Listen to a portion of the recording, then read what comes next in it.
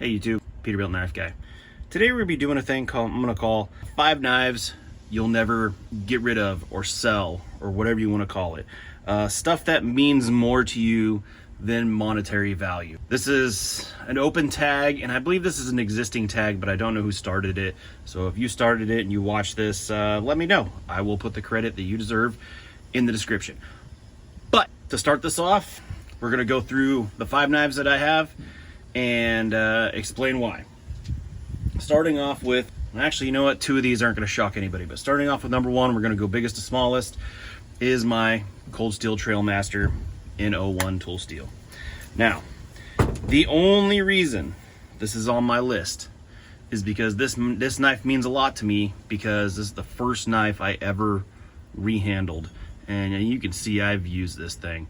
It's just because I hold it near and dear. I don't baby it, put it in a box, put it on a shelf, and cry when it gets a piece of dust on it. I actually use this, and it is just something I've always been proud of. I was proud of that handle. It was what inspired me to do other knife handles, is the fact that I could take an expensive knife and put a better freaking handle on it than it already had. So yeah, that's number 1. It's the only reason it holds sentimental value to me, is because I worked on it.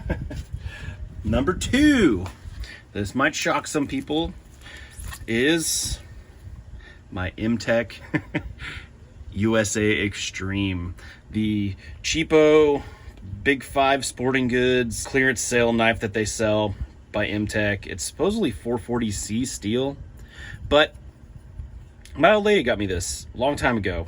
I mean, long time ago, when obviously I didn't have a YouTube channel, but it was before she knew anything about knives, because trust me, she's learned since being with me for this long. But you know, she tried very well, and I'm just, you know, it's a crappy knife, but I'm just gonna keep it forever because she gave it to me. Yeah. I would like to say if somebody offered me $1,000 for this, I would be like, no. But, you know, it'd be tempting, but I'd have to say no. Number 3 is something that will not shock anybody. If I can get it out of the damn package. There we go. The Benchmade 119 Arvensis. Yeah. I could never get the Arvensis and the Adamas straight. I don't know why.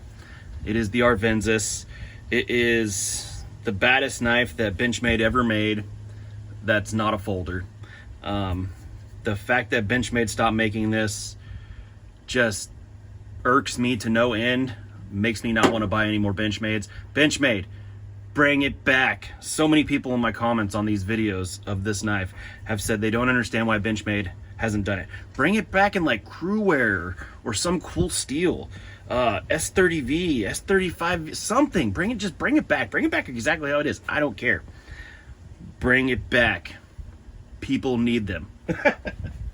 So yeah, that one, I love that knife so much, and you can't get it no more. So that one will forever stay in my collection. Let's see, number 4. This is number 4, number 5 for Big J's Knives. Go check him out. I'm going to link him in the description. But I actually have the box for it. Big J would be proud of me. Now, we've talked about it before, where I'm not a big fan of keeping knife boxes, but I do keep a couple knife boxes for knives that are really important to me. But I still don't princess my knives. I actually use these damn things. But I did keep the box for it. What happened with this is a very good friend of mine passed away a long time ago. He gave me this when I was a kid. I got this when I was 14 years old. I used to go over and mow his lawns and stuff. He was a family friend, and he gave me this for Christmas, I believe, and I have cherished it. It is a Beretta. I think it's made in Japan. Yep, made in Japan, and it's just a cool knife. We'll see, what is it? The Airlight. There's the number on there. Now, I carried the living crap out of this knife and sharpened it a bunch, but I retired it, and I keep it, and I keep it in the box, and that's another knife that will never go anywhere because a good family friend gave that to me and ended up passing away. And this is for Big J's Knives too. another box. This is a knife that my grandpa got. Oh, look, there's 2 knives in there. This is a knife that my grandpa ended up giving to me before he passed away. He went kind of quickly. Bought this in 1991. Yeah, 1991 from also Big 5 Sporting Goods, back when Big 5 actually had decent knives. Let's see, is there still a tag here? There used to be a Big 5 tag on there. It's kind of worn off over the years.